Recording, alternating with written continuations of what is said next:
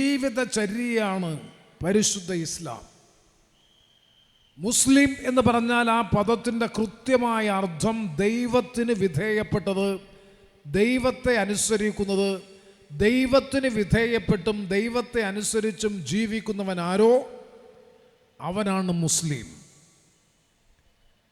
അപ്പം ജാതിമത സാമുദായിക പ്രാദേശിക ഭാഷാ വർഗ വർണ്ണ വ്യത്യാസങ്ങൾക്കപ്പുറത്ത് വിശുദ്ധ ഖുർആൻ സാർവലൗകികമായ മതനിരപേക്ഷതയുടെയും സാർവലൗകികമായിട്ടുള്ള മാനവികതയുടെയും മഹത് ദർശനം ലോകത്തിന് സംഭാവന ചെയ്യുന്ന ഏറ്റവും വിശുദ്ധമായിട്ടുള്ള ഗ്രന്ഥമാണ് വിശുദ്ധ ഖുർആൻ എന്ന കാര്യത്തിൽ രണ്ടഭിപ്രായമുണ്ടാകും എന്നെനിക്ക് തോന്നുന്നില്ല. അപ്പോൾ ഒരു ജീവിതചര്യ, ഒരു വേ ഓഫ് ലൈഫിനെ പ്രതിപാദിക്കുന്നു. അപ്പം ദൈവിക ദർശനങ്ങളുടെ സംഗ്രഹമെന്ന് വിശേഷിപ്പിക്കാൻ കഴിയുന്നതാണ്, ദൈവിക പ്രബോധനങ്ങളുടെ സംഗ്രഹമെന്ന് വിശേഷിപ്പിക്കാൻ കഴിയുന്നതാണ് 6666 ആയത്തുകളിലായി 114 അധ്യായങ്ങളിലായി ക്രോഡീകരിച്ച് സമർപ്പിക്കപ്പെട്ടിട്ടുള്ള വിശുദ്ധ ഖുർആൻ എന്നുണ്ടെങ്കിൽ അത് 3-4 വർഷം കൊണ്ട് കഠിനമായ തപസ് ചെയ്യുന്നത് പോലെ പഠിച്ച് മനഃപ്പാഠമാക്കി എപ്പോൾ വേണമെങ്കിലും ഉരുവിടാനും വ്യാഖ്യാനിക്കാനും കഴിയുന്ന പ്രാപ്തിയോടുകൂടി ഇന്ന് ഈ കോളേജിൽ നിന്ന് പുറത്തിറങ്ങുന്ന വിദ്യാർത്ഥികളെ സംബന്ധിച്ചിടത്തോളം അവർ ആർജിച്ചിട്ടുള്ളത് അഭിമാനകരമായ നേട്ടമാണ് എന്ന കാര്യത്തിൽ ഒരു സംശയവും വേണ്ട. ആ നേട്ടം കൈവരിച്ച് സന്നദ്ധ ഏറ്റുവാങ്ങുന്ന, ബിരുദം ഏറ്റുവാങ്ങുന്ന അല്ലെങ്കിൽ സർട്ടിഫിക്കറ്റ് ഏറ്റുവാങ്ങുന്ന മിടുക്കരായ മുഴുവൻ വിദ്യാർത്ഥികളെയും ഈ നാടിൻ്റെ പേരിലുള്ള ഹൃദയം നിറഞ്ഞ അഭിനന്ദനങ്ങൾ, അനുമോദനങ്ങൾ ഞാൻ ഈ അവസരത്തിൽ അറിയിക്കാൻ ആഗ്രഹിക്കുകയാണ്. അന്ത്യപ്രവാചകനായ മുഹമ്മദ് നബി തിരുമേനി മദീനയിൽ ആദ്യത്തെ ഇസ്ലാമിക രാഷ്ട്രം സ്ഥാപിച്ചതിന് ശേഷം, ഒടുവിൽ മക്കത്ത് മടങ്ങിയെത്തിയതിന് ശേഷം നടത്തിയിട്ടുള്ള വിടവാങ്കൽ പ്രസംഗത്തിൽ പ്രവാചകൻ പറഞ്ഞ ഒരു കാര്യമുണ്ട്. പ്രസംഗം അവസാനിപ്പിച്ചുകൊണ്ട് പ്രവാചകൻ പറഞ്ഞത്, ഞാൻ ഈ ഭൂമുഖത്ത്, ഈ പ്രപഞ്ചത്തിൽ, ഈ ഭൗതിക ലോകത്ത് 2 കാര്യങ്ങൾ ഞാൻ ഉപേക്ഷിച്ചു പോകുന്നു. ഒരുപക്ഷെ അടുത്ത വർഷം ഇതേ സമയം, ഇതേ രൂപത്തിൽ, ഇതേ സമയത്ത് നിങ്ങളെ അഭിസംബോധന ചെയ്യാൻ എനിക്ക് കഴിഞ്ഞു എന്ന് വരില്ല. അതുകൊണ്ട് തുടർന്നുള്ള നിങ്ങളുടെ ജീവിതം എങ്ങനെയായിരിക്കണമെന്നതിനെ സംബന്ധിച്ചുള്ള സ്വാഭാവികമായ നിങ്ങളുടെ ചോദ്യത്തിന് ഉത്തരമെന്ന നിലയിൽ തന്നെ പറയാൻ ഞാൻ ആഗ്രഹിക്കുന്നു. ഞാൻ ഈ ഭൂമുഖത്ത് 2 കാര്യങ്ങൾ ഉപേക്ഷിച്ചിട്ട് പോകുന്നു.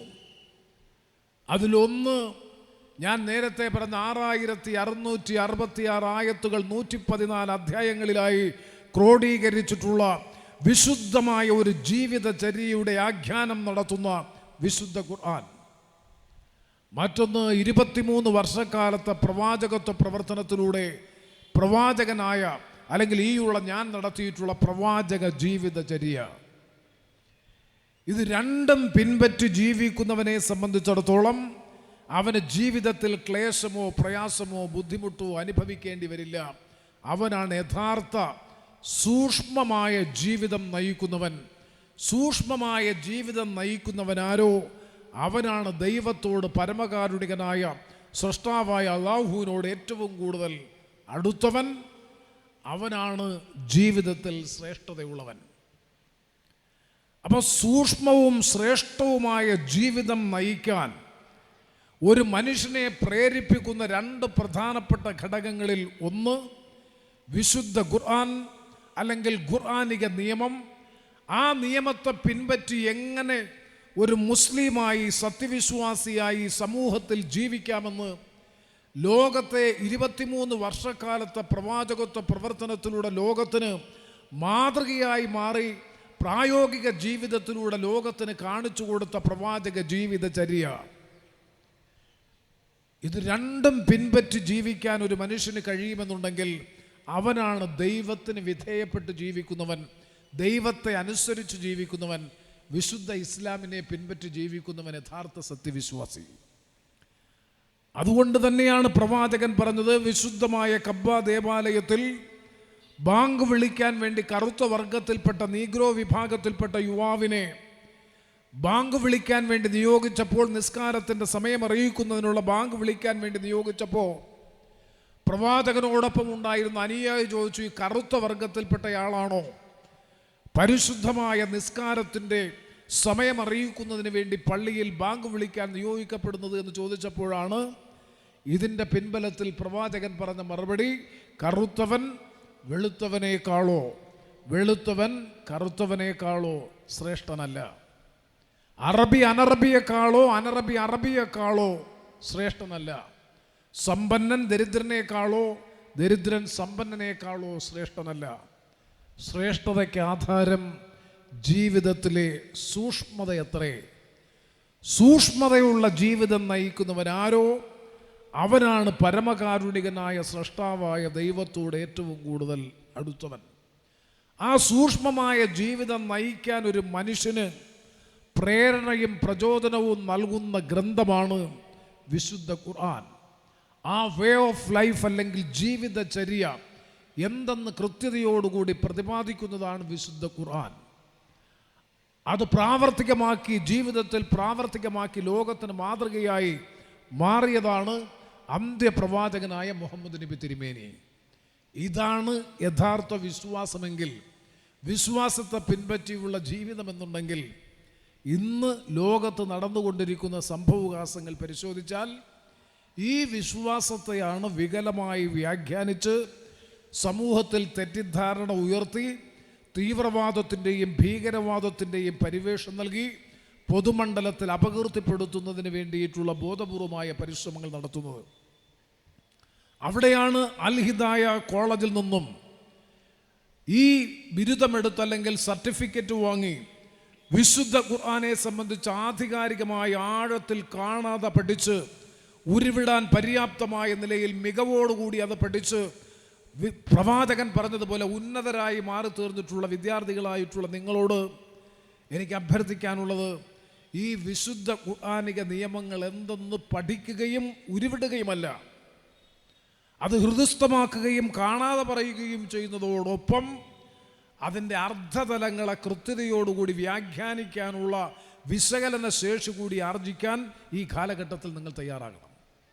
കാരണം വികലമായ ചിത്രീകരണവും വ്യാഖ്യാനവും വിശ്വാസത്തിനെതിരായി നടക്കുന്ന ഈ കാലഘട്ടത്തിൽ അതല്ല ഇസ്ലാമെന്നും ഇസ്ലാമിക ജീവിതചര്യ ധർമ്മത്തിലും നീതിയിലും സത്യത്തിലും അധിഷ്ഠിതമാണെന്നും ചൂഷണരഹിതമായിട്ടുള്ള സാമ്പത്തിക ശാസ്ത്രം മുന്നോട്ട് വെക്കുന്ന, വിവേചനരഹിതമായ സാമൂഹ്യ ശാസ്ത്രം മുന്നോട്ട് വെക്കുന്ന, സമത്വത്തിൽ അധിഷ്ഠിതമായിട്ടുള്ള ജീവിത ദർശനം മുന്നോട്ട് വെക്കുന്ന ഒരു ജീവിതചര്യയാണ് പരിശുദ്ധ ഇസ്ലാമെന്നും അതാണ് വിശുദ്ധ ഖുർആൻ 6666 ആയത്തുകളിലായി ലോകത്തോട് ഉദ്ഘോഷിക്കുന്നത് എന്ന് കൃത്യതയോടുകൂടി പറയാനും ആത്മവിശ്വാസത്തോടുകൂടി പ്രചരിപ്പിക്കാനുമുള്ള കഴിവും കരുത്തും ശക്തിയും ആർജിക്കലാണ് ഖുർആൻ പഠനത്തിലൂടെ നിങ്ങൾ ആർജിക്കേണ്ടുന്ന ആത്മബലം അല്ലെങ്കിൽ നിങ്ങളുടെ സെൽഫ് കോൺഫിഡൻസ്. ഞാൻ എല്ലാ കാര്യങ്ങളിലേക്കും ഈ അവസരത്തിൽ കടന്നു പോകുന്നില്ല. ഒരു കുഞ്ഞ് ജനിച്ചാൽ ജനിക്കുന്നത് മുതൽ മരിക്കുന്നത് വരെയും മരണാനന്തര ജീവിതത്തെ സംബന്ധിച്ചും ഇസ്ലാം കൃത്യമായി പ്രതിപാദിക്കുന്നുണ്ട്.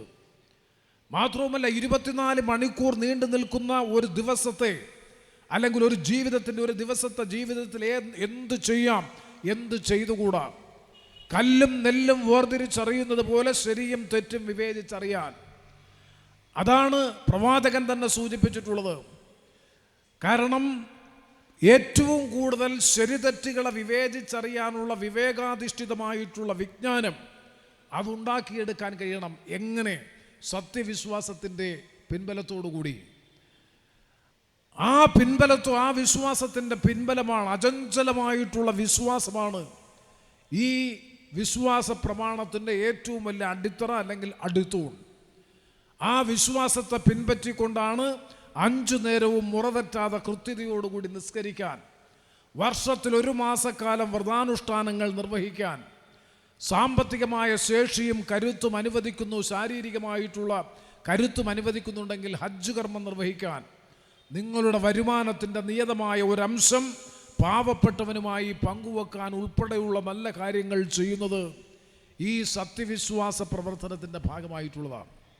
ഇങ്ങനെ എന്ത് ചെയ്യണം, എന്ത് ചെയ്യരുത്, നഗ്ന നേത്രങ്ങളാൽ എന്ത് കാണണം, എന്ത് കാണരുത്, കാതുകൾ കൊണ്ട് എന്ത് കേൾക്കണം, എന്ത് കേൾക്കരുത്, ശരീരത്തിൻ്റെ അവയവങ്ങൾ കൊണ്ട് എന്ത് ചെയ്യണം എന്ത് ചെയ്യരുത് എന്ന് വാരിയല്ലുകളാൽ സംരക്ഷിതമായിട്ടുള്ള ഹൃദയം കൊണ്ട്, അല്ലെങ്കിൽ എന്ത് ചെയ്യണം എന്ത് ചിന്തിക്കണം എന്ത് ചിന്തിക്കരുത് എന്ന് പോലും കൃത്യതയോടുകൂടി നിർവചിക്കുകയും വ്യാഖ്യാനിക്കുകയും, ഞാൻ നേരത്തെ പറഞ്ഞതുപോലെ സാമ്പത്തിക സമത്വത്തിൻ്റെ, സാമൂഹിക നീതിയുടെ ആ ഒരു വലിയ ദർശനം ലോകത്തിന് പ്രദാനം ചെയ്യുന്ന പരിശുദ്ധമായ ജീവിതചര്യയാണ് ഇസ്ലാമിക ജീവിതചര്യയെങ്കിൽ, ദൈവത്തിന് വിധേയപ്പെട്ടും ദൈവത്തെ അനുസരിച്ചും ജീവിക്കുന്നതാണ് മുസ്ലിം എന്നുണ്ടെങ്കിൽ, നിർഭാഗ്യകരമെന്ന് പറയട്ടെ, ആധുനിക സമൂഹത്തിൽ അതിന് ദുർവ്യാഖ്യാനം ചെയ്ത്, വികലമായ വ്യാഖ്യാനം ചെയ്തുകൊണ്ട് പ്രതിലോമകരമായ പ്രചാര പ്രവർത്തനങ്ങളുമായി മുന്നോട്ട് പോകുമ്പോൾ അതിനെ അതിജീവിക്കാനും പ്രതിരോധിക്കാനും, വിശ്വാസം കൊണ്ട് പ്രതിരോധിക്കാൻ, ഞാൻ അടിവരയിട്ട് പറയുന്നു, വിശ്വാസം കൊണ്ട് പ്രതിരോധിക്കാൻ വിശ്വാസ സമൂഹത്തിന് കഴിയണം.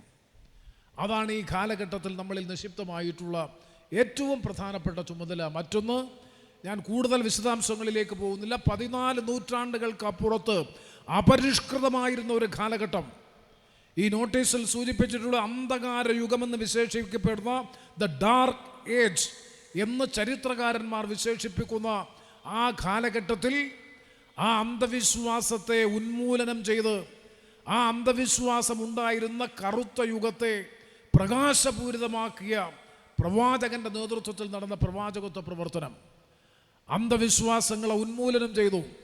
പെൺകുഞ്ഞാണ് മരിക്കുന്നതെങ്കിൽ പച്ച ജീവനോടുകൂടി പെൺകുഞ്ഞിനെ ചുട്ടുപൊള്ളുന്ന മണലിൽ കുഴിച്ചു മൂടുന്ന പ്രാകൃതമായിട്ടുള്ള വ്യവസ്ഥ, മദ്യപാനവും ചൂതുകളിയും അതുപോലെ എല്ലാ തരത്തിലുള്ള ഈ അനപലഷണീയമായ പ്രവർത്തനങ്ങളും കൊടികുത്തി വാണ്ടിരുന്ന ഒരു കാലഘട്ടം, വ്യഭിചാരവും മദ്യപാനവും ചൂതുകളിയും ഉൾപ്പെടെ അന്ധവിശ്വാസങ്ങളും അനാചാരങ്ങളും കൊടികുത്തി വാണ്ടിരുന്ന ഒരു കാലഘട്ടത്തിലാണ് പ്രവാചകത്വ പ്രവർത്തനങ്ങൾക്ക് തുടക്കം കുറിക്കുന്നത്. നിശബ്ദമായ സാമൂഹ്യ വിപ്ലവത്തിലൂടെ അന്ധകാര നിബിഡമായിരുന്ന അറേബ്യൻ സമൂഹത്തെ ഒരു പരിഷ്കൃത സമൂഹമാക്കി പരിവർത്തനം ചെയ്തു എന്നുണ്ടെങ്കിൽ, അത് പിൽക്കാലത്തൊരു പരിഷ്കൃത സമൂഹത്തെ ലോകത്ത് വളർത്തിക്കൊണ്ടുവരുന്നതിൽ ഇസ്ലാമിക ദർശനം, ദീനുൽ ഇസ്ലാം വലിയ പങ്കുവഹിച്ചു എന്നുണ്ടെങ്കിൽ, ഇന്ന് ഈ നോട്ടീസിൻ്റെ മുഖപേജിൽ സൂചിപ്പിച്ചിട്ടുള്ളതുപോലെ നാം തിരിച്ചു പോകുന്നു, പ്രാകൃത യുഗത്തിലേക്ക് തിരിച്ചു പോകുന്നു എന്ന ആശങ്ക പണ്ഡിത ശ്രേഷ്ഠരായിട്ടുള്ള വ്യക്തികൾ പങ്കെടുക്കുന്ന ഈ സമ്മേളനത്തിൽ പങ്കുവെക്കാൻ ഞാൻ ആഗ്രഹിക്കുകയാണ്.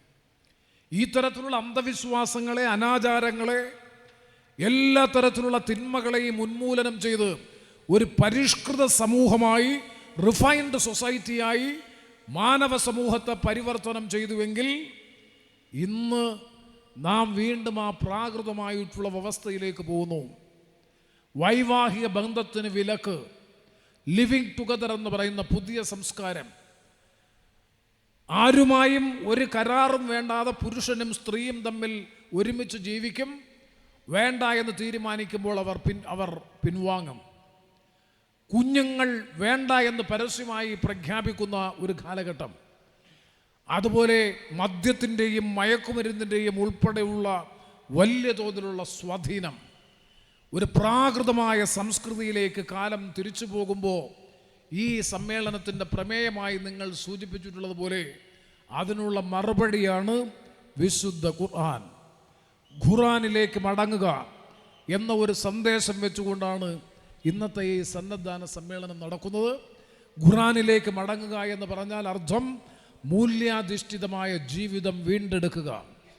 മൂല്യാധിഷ്ഠിതമായ ജീവിതം വീണ്ടെടുക്കാൻ കഴിയുന്നത് വിശ്വാസത്തിൻ്റെ പിൻബലത്തോടെ, അചഞ്ചലമായ ദൈവീക വിശ്വാസത്തോടെ, ഏകദൈവത്തിൽ അധിഷ്ഠിതമായ അചഞ്ചലമായ വിശ്വാസത്തിൻ്റെ പിൻബലത്തോടെ വിശുദ്ധ ഖുർആനിലേക്ക് മടങ്ങുക, മൂല്യാധിഷ്ഠിതമായ ജീവിതത്തിലേക്ക് നടക്കുക, സത്യസന്ധമായ ജീവിതം വീണ്ടെടുക്കുക, നീതിബോധമുള്ള ജീവിതം വീണ്ടെടുക്കുക, മാനവികതയുടെ മൂല്യങ്ങൾ വീണ്ടെടുക്കുക. അതാണ് ഈ കാലഘട്ടത്തിൽ നമ്മളിൽ അർപ്പിതമായിട്ടുള്ള ഏറ്റവും വലിയ ദൗത്യം, ചരിത്രപരമായിട്ടുള്ള ചുമതല. പ്രത്യേകിച്ചും ഇൻഫർമേഷൻ ടെക്നോളജിയും കമ്മ്യൂണിക്കേഷൻ ടെക്നോളജിയും ഇലക്ട്രോണിക്സും സ്പേസ് ടെക്നോളജിയും ഏറ്റവും ഒടുവിൽ ആർട്ടിഫിഷ്യൽ ഇൻ്റലിജൻസ് അഥവാ നിർമ്മിത ബുദ്ധി കൂടി സമൂഹത്തിൽ പ്രാവർത്തികമാകുന്നതോടുകൂടി നമ്മുടെ സാമൂഹ്യ ഘടന എങ്ങോട്ടാണ് സഞ്ചരിക്കുന്നത് എന്ന് നമുക്ക് പോലും നിശ്ചയിക്കാൻ കഴിയാത്ത അവസ്ഥയിലാണ്. മനുഷ്യൻ ചെയ്യുന്ന 85% കാര്യങ്ങളും നിഷ്പ്രയാസം AI-ക്ക് ചെയ്യാൻ കഴിയുന്ന നിലയിൽ സാങ്കേതിക ലോകം വികസിച്ചിരിക്കുന്നു. മെഷീൻ ലേണിങ്ങിലൂടെ, ആർട്ടിഫിഷ്യൽ ഇൻ്റലിജൻസിലൂടെ ഞാനും നിങ്ങളും ചെയ്യുന്ന കാര്യങ്ങൾ 85% ചെയ്യാൻ ഇന്ന് ആർട്ടിഫിഷ്യൽ ഇൻ്റലിജൻസിന് കഴിയും. ശാസ്ത്രകാരന്മാർ, സാങ്കേതിക വിദഗ്ധർ, യൂറോപ്യൻ ശാസ്ത്ര സാങ്കേതിക രംഗത്ത് പ്രവർത്തിക്കുന്നവർ പറയുന്നത് 10 വർഷത്തിനുള്ളിൽ, ഇപ്പോൾ ആർട്ടിഫിഷ്യൽ ഇൻ്റലിജൻസിന് വിവേകബുദ്ധിയോടുകൂടി പ്രവർത്തിക്കാൻ കഴിയില്ല. 10 വർഷത്തിനുള്ളിൽ നിങ്ങളുടെ കമാൻഡ് കൂടാതെ, ഇപ്പോൾ നമ്മൾ പറയുന്നതാണ് ആർട്ടിഫിഷ്യൽ ഇൻ്റലിജൻസ് ചെയ്യുന്നത്. ഇന്നത് ചെയ്യണമെന്നുള്ള കമാൻഡ് നിങ്ങൾ കൊടുക്കുമ്പോൾ, ആജ്ഞ കൊടുക്കുമ്പോൾ അതനുസരിക്കുന്നു. മനുഷ്യൻ പ്രവർത്തിക്കുന്നത് പോലെ പ്രവർത്തിക്കുന്നു. ആ കമാൻഡ് നമ്മൾ സോഫ്റ്റ്വെയറിൽ ഫീഡ് ചെയ്താൽ ഇനി അങ്ങോട്ട് കമാൻഡ് വേണ്ട. അവർ തന്നെ മനുഷ്യനെ പോലെ വൈകാരികമായി കാര്യങ്ങൾ വിവേചിച്ചറിഞ്ഞ് ചെയ്യാൻ കഴിയുന്ന നിലയിലേക്ക് ഈ പറയുന്ന ആർട്ടിഫിഷ്യൽ ഇൻ്റലിജൻസ് വികസിച്ചു കൊണ്ടിരിക്കുന്ന ഒരു കാലഘട്ടമാണ്. അവിടെയാണ് ഒരു വല്ലാത്ത പ്രാകൃതാവസ്ഥയിലേക്ക്, ഞാൻ നേരത്തെ മസ്തിഷ്കം വേണ്ട, ബൗദ്ധിക ശേഷി വേണ്ട, നമ്മൾ ചിന്തിക്കുന്നത് മുഴുവൻ ചിന്തിക്കാൻ, നമ്മൾ ചെയ്യുന്നത് മുഴുവൻ ചെയ്യാൻ കഴിഞ്ഞാൽ പിന്നെ നമ്മുടെ ജീവിതത്തിൻ്റെ പ്രസക്തി എന്ത് എന്ന പ്രധാനപ്പെട്ട ചോദ്യമുണ്ട്. ഇന്ന് യൂറോപ്പിൽ ഏറ്റവും കൂടുതൽ ചർച്ച ചെയ്യുന്നത് ഈ വിഷയമാണ്. അവിടുത്തെ പാർലമെൻറ്റ് ചർച്ച ചെയ്യുന്നു ഏത് എക്സ്റ്റെൻറ്റ് വരെ ആർട്ടിഫിഷ്യൽ ഇൻ്റലിജൻസിന് പോകാം.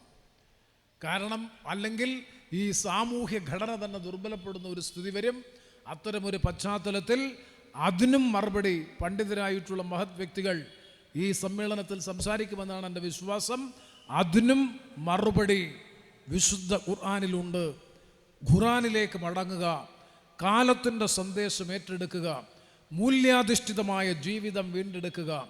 അങ്ങനെ മാനവികതയുടെ മഹത് ദർശനം ലോകത്തിന് പ്രദാനം ചെയ്യുന്ന വിശുദ്ധ ഖുർആൻ, അത് ലോകത്ത് പ്രാവർത്തികമാക്കിയ അന്ത്യപ്രവാചകൻ്റെ ജീവിതചര്യ, ഇത് രണ്ടും പിൻപറ്റി ജീവിക്കാൻ സമൂഹത്തിന് പ്രേരണയും പ്രചോദനവും പ്രോത്സാഹനവും നൽകാൻ തീർച്ചയായും ഈ സ്കൂളിൽ പഠിച്ച്, ഈ കോളേജിൽ പഠിച്ച്, അൽ ഹിദായ ഹിഫ്ള് കോളേജിൽ പഠിച്ച് ഇന്ന് സർട്ടിഫിക്കറ്റ് വാങ്ങാൻ, സന്നദ്ധ വാങ്ങാൻ തയ്യാറെടുത്തിരിക്കുന്ന മിടുക്കരായിട്ടുള്ള ഈ കുട്ടികൾ, ഞാൻ ഈ പറഞ്ഞ ദൗത്യം നിർവഹിക്കുന്നതിന്, ചരിത്രപരമായ ചുമതല നിർവഹിക്കുന്നതിന് നിങ്ങൾക്ക് കഴിയട്ടെ എന്ന് ആത്മാർത്ഥമായി ഈ അവസരത്തിൽ ആഗ്രഹിച്ചുകൊണ്ട്, ആശംസിച്ചുകൊണ്ട്, ഇവിടെ നേരത്തെ സൂചിപ്പിച്ചതുപോലെ ഒഴിവാക്കാൻ കഴിയാത്ത മറ്റു ചില പരിപാടികൾ, പ്രത്യേകിച്ചും ശക്തികുളങ്ങര ഉത്സവവുമായി ബന്ധപ്പെട്ട് ട്രാഫിക് അടക്കം ബ്ലോക്കായതുകൊണ്ട് അങ്ങോട്ട് പോകാനും അവിടെ നിന്ന് ഇങ്ങോട്ട് വരാനും കഴിയാത്ത സ്ഥിതിയായതുകൊണ്ട് കൂടിയാണ് നേരത്തെ വന്ന് ഈ സമ്മേളനത്തിൽ സംസാരിക്കാനും പോകാനുമുള്ള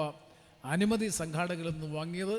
അതിനുള്ള നന്ദി കൂടി പ്രത്യേകം അറിയിച്ചുകൊണ്ട് സന്നദ്ധ വാങ്ങുന്ന മുഴുവൻ വിദ്യാർത്ഥികളെയും ഹാർദമായ അഭിനന്ദനങ്ങൾ, അനുമോദനങ്ങൾ അറിയിച്ചുകൊണ്ട് ഈ വേദിയിലും സദസ്സിലും സന്നിഹിതരായിരിക്കുന്ന എല്ലാവരുടെയും അനുവാദത്തോടെ, അനുഗ്രഹാശസ്സുകളോടുകൂടി അൽ ഹിദായ ഹിഫ് കോളേജിൻ്റെ 13ാമത് വാർഷികവും 2ാമത് സന്നദ്ധാന സമ്മേളനവും, അതിലെ സന്നദ്ധാന സമ്മേളനത്തിൻ്റെ ഔപചാരികമായ ഉദ്ഘാടനം വളരെ സന്തോഷത്തോടെ നിർവഹിക്കുന്നതായി പ്രഖ്യാപിച്ച് എല്ലാവർക്കും ആശംസകൾ നേർന്ന് ഞാൻ എൻ്റെ വാക്കുകൾ ചുരുക്കുന്നു. നന്ദി, നമസ്കാരം.